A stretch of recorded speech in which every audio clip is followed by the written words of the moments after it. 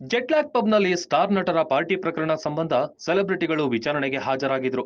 ಸುಬ್ರಹ್ಮಣ್ಯ ನಗರ police ಠಾಣೆಗೆ ನಟ ದರ್ಶನ್ ಬಂದಿದ್ರು. ಇತ್ತೀಚೆಗೆ ಕಾಟೇರ ಸಿನಿಮಾ ಸಕ್ಸಸ್ ಮೀಟ್ ಬಳಿಕ ಇಡೀ ತಂಡ ಪಾರ್ಟಿ ಮಾಡಿತ್ತು. ಇದರ ಜೊತೆ ಅನೇಕ ಸೆಲೆಬ್ರಿಟಿಗಳು ಸೇರ್ಕೊಂಡಿದ್ರು. ಬೆಂಗಳೂರಿನ ರಾಜಾಜಿನಗರದಲ್ಲಿರುವ ಜೆಟ್ಲ್ಯಾಕ್ ಪಬ್ನಲ್ಲಿ ಮುಂಜಾನೆವರೆಗೆ ಪಾರ್ಟಿ ನಡೆದಿತ್ತು. ಈ ಆರೋಪದ ಮೇಲೆ ಬೆಂಗಳೂರಿನ ಸುಬ್ರಹ್ಮಣ್ಯ ನಗರ ಪೊಲೀಸರು ದರ್ಶನ್, ರಾಕ್ಲೈನ್ ವೆಂಕಟೇಶ್ ಸೇರಿ ಕೆಲವು ಸೆಲೆಬ್ರಿಟಿಗಳಿಗೆ ನೋಟಿಸ್ ಜಾರಿ ಮಾಡಿ ವಿಚಾರಣೆಗೆ ಹಾಜರಾಗುವಂತೆ ಸೂಚಿಸಿದ್ರು. ಈ ಹಿನ್ನೆಲೆ ಠಾಣೆಯಲ್ಲಿ ಹೇಳಿಕೆಯನ್ನ ದಾಖಲಿಸಿದ್ರು. ಹಾಗಾಗಿ ಪೊಲೀಸ್ ಠಾಣೆ ಬಳಿ ಬಿಗಿ ಪೊಲೀಸ್ ಬಂದೋಬಸ್ತ್ ಕೈಗೊಳ್ಳಲಾಗಿತ್ತು. ಠಾಣೆ ಬಳಿ ಹೆಚ್ಚಿನ ಅಭಿಮಾನಿಗಳು ಜಮಾಯಿಸಿದ್ರು. ಇನ್ನು ಸುಮಾರು 1 ಗಂಟೆಗಳ ಕಾಲ ವಿಚಾರಣೆ ಎದುರಿಸಿ ಹೊರಬಂದ ಮೇಲೆ ಮಾತನಾಡಿದ ನಿರ್ಮಾಪಕ ರಾಕ್ಲೈನ್ ವೆಂಕಟೇಶ್, ದರ್ಶನ್ನ ಟಾರ್ಗೆಟ್ ಮಾಡಲಾಗಿದೆ ಎಂದು ಕಿಡಿಕಾರಿದ್ರು. ಜೊತೆಗೆ ಪಬ್ಗೆ ಬರೀ ಊಟಕ್ಕೆ ಹೋಗಿದ್ವಿ, ಪಾರ್ಟಿ ಗಿರ್ಟಿ ಏನೂ ಮಾಡಿಲ್ಲ ಅಂತ ತಮ್ಮ ಮೇಲಿನ ಆರೋಪ ತಳ್ಳಿ ಹಾಕಿದ್ರು.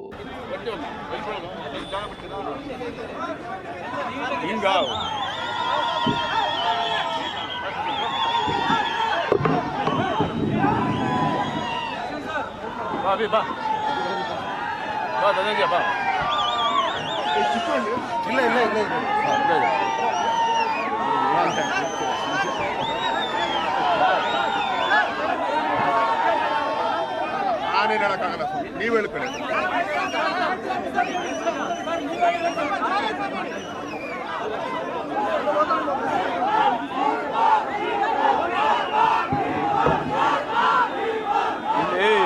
ಅವ್ರು ಮಾತಾಡ್ತಾರೆ, ಏನಾಗಲ್ಲ. ಇಲ್ಲಿ ಮಾತಾಡ್ತಾರೆ.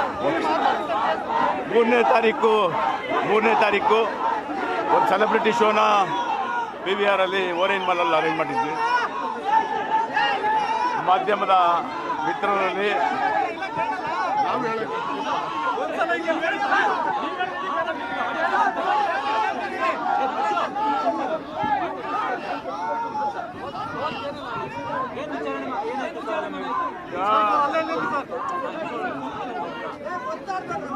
ಮೂರನೇ ತಾರೀಕು ಕಾಟೇರ ಚಿತ್ರದ ಒಂದು ಯಶಸ್ವಿಯ ಒಂದು ಸೆಲೆಬ್ರಿಟಿ ಶೋ ಮಾಡಿದ ನಿಜ.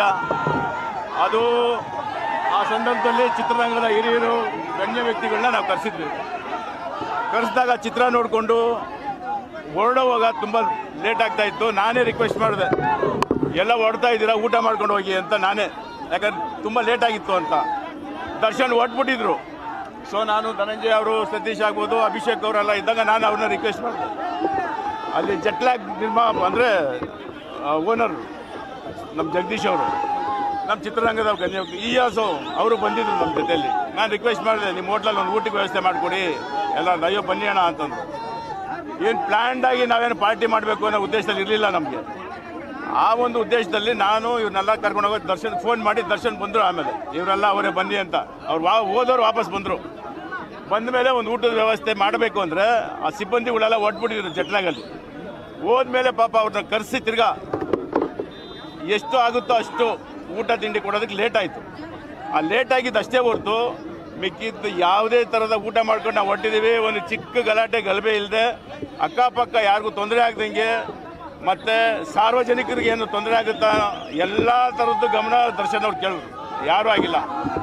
ಆ ಸಂದರ್ಭದಲ್ಲಿ ನಮ್ಮನ್ನು ಯಾವ ಅಬಕಾರಿ ಅಧಿಕಾರಿಗಳಾಗ್ಬೋದು ಇಲ್ಲ ಪೊಲೀಸ್ ಅವರಾಗಲಿ ಯಾರು ಬಂದು ನಮ್ಮನ್ನು ಲೇಟ್ ಆಗಿದೆ ಹೊರಡಿ ಅಂತ ಯಾರು ನಮ್ಗೆ ಹೇಳಲಿಲ್ಲ, ನಮಗೂ ಗೊತ್ತಿಲ್ಲ ಇದು. ಸೊ ಊಟ ಮಾಡ್ಕೊಂಡು ನಾವು ಹೊಟ್ಟಿದ್ದೀವಿ, ಇಷ್ಟೇ ನಡೆದಿದ್ದು. ಇದಾಗಿದ್ದಕ್ಕೆ ನಮಗೆ, ನಾವು ಗ್ರಾಹಕರು, ಎಕ್ಸೈಸ್ ಡಿಪಾರ್ಟ್ಮೆಂಟಲ್ಲಿ ಯಾವುದೇ ಥರದ ವೈಲೇಷನ್ ಆಗಿದ್ರೆ ರೂಲ್ಸ್ ಪ್ರಕಾರ ನಾವು ನ್ಯಾಯಕ್ಕೆ ತಲೆ ಬಾಗಲೇಬೇಕು, ಎರಡನೇ ಮಾತಿಲ್ಲ, ನ್ಯಾಯಕ್ಕೆ ತಲೆ ಬಾಗಬೇಕು ನಾವು. ಬಟ್ ಗ್ರಾಹಕರಿಗೆ ಇದೇ ಫಸ್ಟ್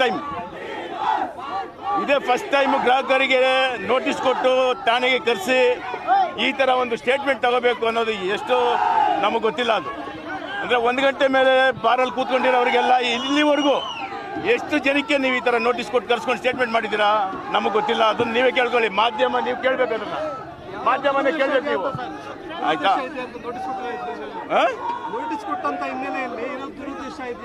ಬರ್ತೀನಿ. ಈಗ ನೀವು ಬುದ್ಧಿವಂತರು, ನಮಗಿಂತ ಜಾಸ್ತಿ ನಿಮ್ಗೆ ಅರಿವಿದೆ. ನೋಟಿಸ್ ನಿಮ್ಮ ಪ್ರಶ್ನೆಗೆ ನಿಮ್ಮಲ್ಲೇ ಉತ್ತರ ಇದೆ. ಇದರಿಂದ ಯಾರಿದ್ದಾರೆ ಅನ್ನೋದು ನನಗೂ ಗೊತ್ತಿದೆ. ಒಬ್ಬ ದರ್ಶನ್ ಅನ್ನೋರನ್ನ ಒಂದು ಚಿತ್ರ ಹಿಟ್ಟಾಗಿದ್ದ ತಕ್ಷಣ ಒಂದು ಚಿತ್ರ ಈ ನಮ್ಮ ರಾಜ್ಯದಲ್ಲಿ ದೊಡ್ಡ ಸಕ್ಸಸ್ ಆಗಿದ್ದಕ್ಕೆ ಆ ಒಂದು ಹೆಸರಿಗೆ ಮಸಿ ಬೆಳಿಬೇಕು ಅಂತ ಯಾರ್ಯಾರು ಏನೇನು ಮಾಡ್ತಾರೋ ನನಗೆ ಗೊತ್ತಿದೆ. ಅರ್ಥ ಆಯ್ತಾ?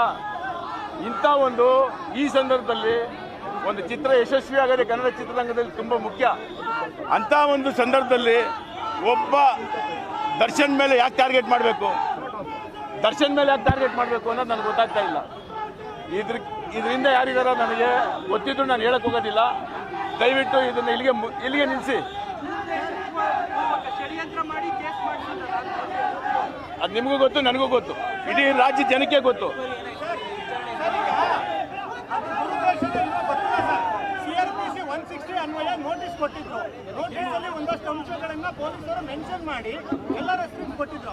ಅದ್ರ ಬಗ್ಗೆ ಪ್ರಶ್ನೆ ಕೇಳಿದ್ರ ಅಥವಾ ಬೇರೆ ನಾರ್ಮಲ್ ಆಗಿ ಸುಮ್ಮನೆ ಹೇಳಿಕೆ ಮಾಡಿ ಕಳ್ಸಿದ್ರ? ಅದಕ್ಕೆ ನಿಮ್ಮ ಉತ್ತರಗಳು ಏನಾಗಿತ್ತು ಸರ್? ಅದೆಲ್ಲ ಸ್ಟೇಟ್ಮೆಂಟ್ ಆಗಿದೆ. ಯಾಕಂದರೆ ನಮಗೆ ಪೊಲೀಸ್ ಸ್ಟೇಟ್ಮೆಂಟ್ನ ನಾವು ಕೊಡೋಕ್ಕಾಗಲ್ಲ ಆಚೆ. ಅವರೇ ಸ್ಟೇಟ್ಮೆಂಟ್ ಏನು ಮಾಡಿದ್ದೀವಿ ಅನ್ನೋದು ಅವರು ಬಿಡುಗಡೆ ಮಾಡ್ತಾರೆ. ಯಾಕಂದ್ರೆ ನಾನು ಕೊಟ್ಟದ್ದು ತಪ್ಪಾಗುತ್ತೆ ಅದು. ಸೊ ನಾನು ಹೇಳೋದಿಷ್ಟೇ, ದಯವಿಟ್ಟು ಕನ್ನಡ ಚಿತ್ರರಂಗದಲ್ಲಿ ಯಾವುದಾರ ನಮ್ಮದೇ ಅಲ್ಲ, ಇಡೀ ದರ್ಶನ್ ಒಬ್ಬರೇ ಅಲ್ಲ, ಎಲ್ಲ ಚಿತ್ರಗಳು ಚೆನ್ನಾಗಿ ಹೋಗ್ಬೇಕು ಅನ್ನೋ ಉದ್ದೇಶ ನಮ್ಮದು. ಇವು ನೋಡಿ, ಇವರೆಲ್ಲರೂ ಸತೀಶ್ ಆಗ್ಬೋದು, ಚಿಕ್ಕಣ್ಣ ಆಗ್ಬೋದು, ಧನಂಜಯ ಆಗ್ಬೋದು, ನಮ್ಮ ಅಭಿಷೇಕ್ ಅಂಬರೀಷರ್ ಆಗ್ಬೋದು, ನಿಮ್ಮೆಲ್ಲರಿಗೂ ಗೊತ್ತಿರೋಂಗೆ ಒಬ್ಬ ದರ್ಶನ್ ಅನ್ನೋರು ಒಂದು 10 ಜನ ನಾಯಕರು ಇದ್ರೆ ಅದಕ್ಕೆ ದರ್ಶನೇ ಕಾರಣ. ಇಲ್ಲೆಲ್ಲ ಒಂದು ಊಟಕ್ಕೆ ಹೋದರೆ ಅದಕ್ಕೆ ದರ್ಶನೇ ಕಾರಣ. ಪ್ರತಿಯೊಂದಕ್ಕೂ ದರ್ಶನ್ ಅವ್ರನ್ನ ಟಾರ್ಗೆಟ್ ಮಾಡಿ, ದರ್ಶನ್ ಅವ್ರನ್ನ ಏಳಿಗೆನ ಟಾರ್ಗೆಟ್ ಮಾಡಿ ಈ ಥರ ಇವಾಗ ಪೊಲೀಸ್ ಎಷ್ಟೋ ಕಡೆ ಎಂಪೈರ್ ಹೋಟ್ಲು ಬೆಂಗಳೂರಲ್ಲಿ ಎಷ್ಟು ಕಡೆ ಹೋಟ್ಲಿದೆ. ಎಂಪೈರ್ ಹೋಟ್ಲಿಗೆ ಊಟ ಮಾಡೋಕೆ ಹೋಗೋರ್ಗೆಲ್ಲರಿಗೂ ಪೊಲೀಸ್ನವ್ರು 160 ಸ್ಟೇಟ್ಮೆಂಟ್ ಕೊಟ್ಕೊಂಡು ಕೂತ್ಕೊಂಡ್ರೆ ಎಷ್ಟು ಜನ ಕರಿಬೇಕು ಇವರು?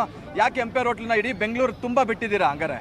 ಯಾಕೆ ಇದನ್ನ ಎಷ್ಟೋ 5 ಸ್ಟಾರ್ ಹೋಟೆಲ್ಗಳಲ್ಲಿ ಇವತ್ತು ಎಷ್ಟೋ ಹೋಟೆಲ್ ನೈಟೆಲ್ಲ ವರ್ಕ್ ನೈಟೆಲ್ಲ ಹೋಗಿ ಸೆಲೆಬ್ರಿಟೀಸು ಮಾಡ್ತಾರೆ. ಪೊಲಿಟಿಷಿಯನ್ಸ್ಗಳೆಲ್ಲ ಹೋಗಿ ಎಲ್ಲ ತಾಜ್ ವೆಸ್ಟ್ ಎಲ್ಲ ಹೋಟೆಲಲ್ಲೂ ಹೋಗಿ ಊಟ ಮಾಡ್ತಾರೆ. ರಾತ್ರಿ 3 ಗಂಟೆ 4 ಗಂಟೆವರೆಗೂ ಪಾರ್ಟಿ ಮಾಡ್ತಾರೆ. ಯಾರ್ಯಾರ ಜೊತೆಲಿ ಪಾರ್ಟಿ ಮಾಡ್ತಾರೆ ಅಂತ ಪೊಲೀಸ್ನವ್ರು ಎಲ್ಲರಿಗೂ ನೋಟಿಸ್ ಕೊಡ್ತಂಗೆ ಕೂತ್ಕೊಂತಾರ. CM ಕೂಡ